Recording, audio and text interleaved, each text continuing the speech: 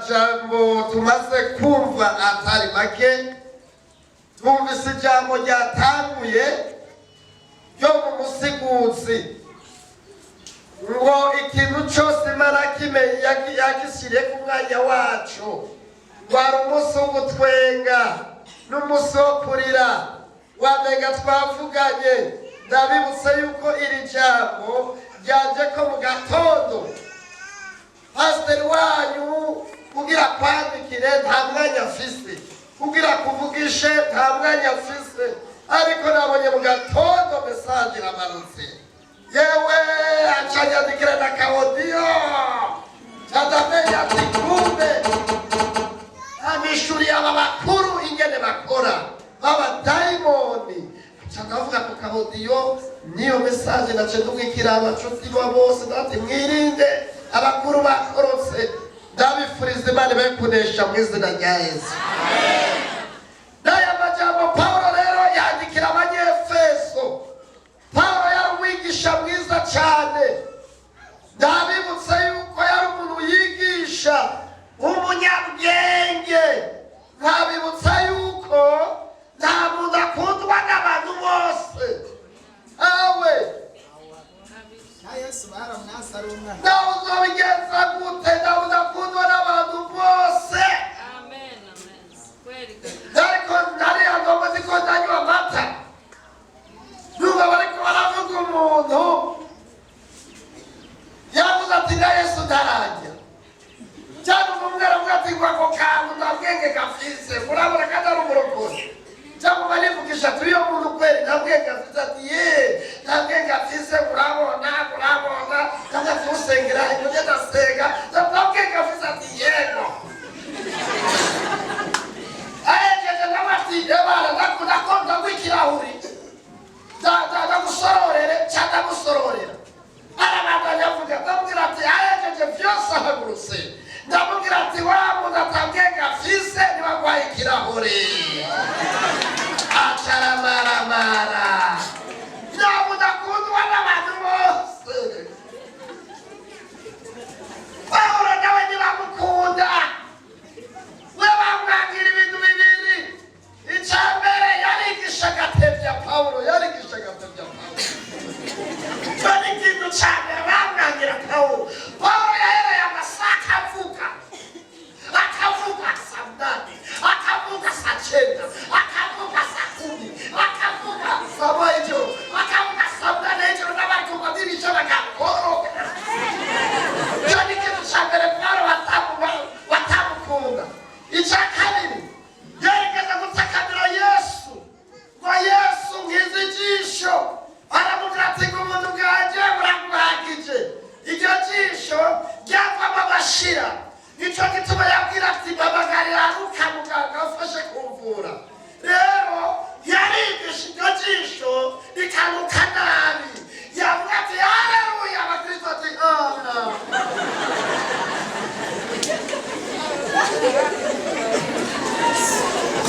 Abona yuko abantu batamukunda kubera ibintu bibiri, acahindura sisiteme, aca aravuga ati ubu ndandika ivyete gusa ntaze imbere yawe ivyete gusa dusubira guhagarara imbere ndandika ivyete gusa guma barungikira ivyete abandi ati sawa ivyete ni sawa ndatefika mugatuka mwoza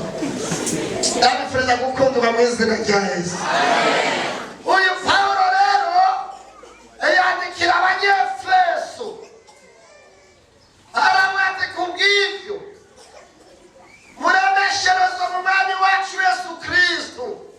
no mu bushobozi bwiwe bwinshi. Acaramwe ati ngo kuko abo tunigana saba inyama n'amaraso ngo nimuhemu mizago mu kirere ngo mwemuzago mu kirere. Aravuga ati ngo babakuru, ariko shaka ndakubwire n'abana bakuru hari ubarutani Yesu afise urufunguzo ni mu mwaka y'amera. Niwe afise urufunguzo rw'ubuzima bwawe, niwe afise urufunguzo rw'ubuzima bwanje. Yarabanesheje ni mu mwaka y'amera. Ngo kuko abo tunigana saba inyama n'amaraso. Acara bati kubw'ivyo mwambara ibigwanisho vyose by'Imana by'Imana ngo mubitware neza. Uzoraba mama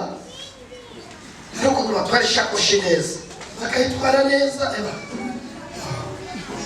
ari abayitwara gutya muzorabe ari abayitwara gutya sibyo kandi abandi bayitwara gutya bayitwara gutya abayitwaye neza uza kwihenda uyitware gutya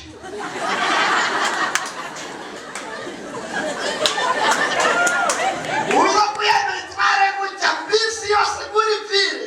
bazamenya ko wayitwaye nabi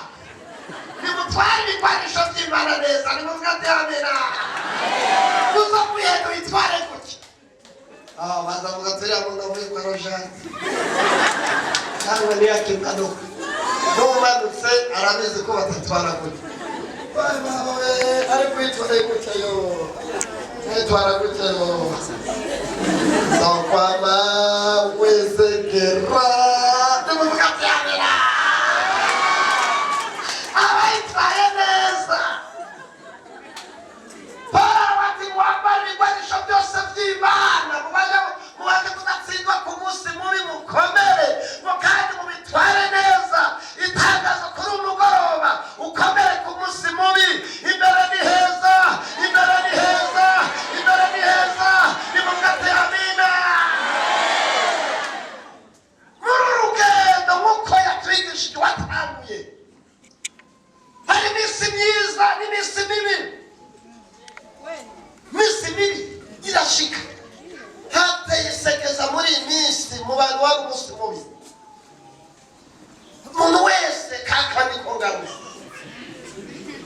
kavuga muntu no muri bisi turaba rero babandi bisiga atatu wari umunsi mubi hano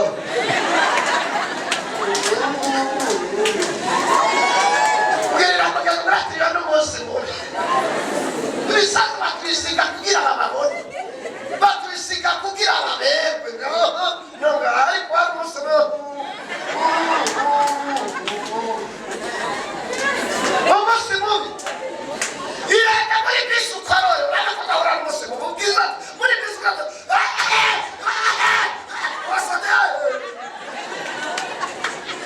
kugira muganga uratiyo n'umunsi mubi irenda ukorore katatu nani ngata kula buruti ateni corona ko ihende iya dukore kane hari nimero bacha telefone bakari umuntu ari korora muri bisi ya kurebe ndari kuba kudamba kujika muri bisi ucubane kintu kija ati karo ngera mugeze uratiriyo n'umunsi mubi baza wigana agakorora bacaba gutambikana muri korona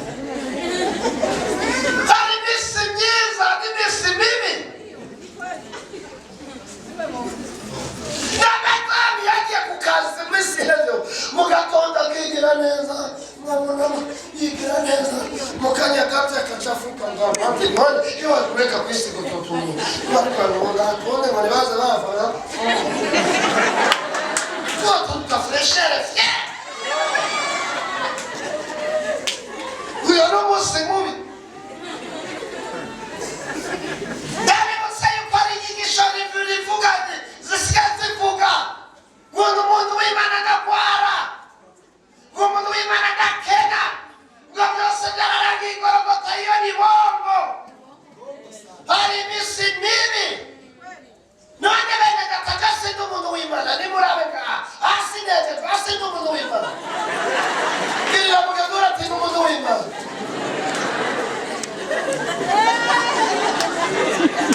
n'umuntu w'Imana agakena n'umuntu w'Imana agagwara umwaka uheze naragwaye mbona bigomba gushika je naragwaye jya mu bitaro hariya mu Carama mu bitaro rukuri mu bitaro kandi umuntu w'Imana ndabeje madama Nyandaza iminsi ibiri bene data narababana iminsi ibiri ndihe ibihugu ijana kwera yaciye mbaza ati muganga ndabira nanga bari 150 yewe abate muganga rero ngore mu bitaro harure nitahire kubera nina mari yinga bava mugurisha kamoto kanje harure ngenda gufata imiti kubera nina mari yinga naje mu bantu batenye ibinini duwane ariko kubera natinye amafaranga cyangwa ndafata imiti je imiti uko ndayime kuki imiti kuki ibinini shira mu bugari ngashira hagati niyo bimanuka kinini kuja ngo cyangwa ariko mu bugari ngira kucyo ngashira mu hagati ngayoya gasoze anabishoma ndabara domuntu w'Imana wari umusimuye kintu cyababaje n'umuntu wese ari nkoko kwaye bene batiyogesho nibi wengera munagwaye mukazana gakoko girira mugenzi wa mugira tuzorukama nkomeye mugira tuzorukama nkomeye kukuhengererwa ndimuzima gakuma arukwengereza muyakira urakaza bagahekenye mbona bane kugira bakore yo mbona kuri ya kama nkume warakaza abandi bagahekenye kota kota umuntu nabi ngerera mugezo ngera tuzorukama nkomeye mugera tuzorukama iyo gasanibi nuyo wari umusimubi nibaza kwifuza akakoko ntukaze bari bakakagikege kandi bakakugemuriye ndabifuriza gukomera ku munsi mubi bavuga ati amena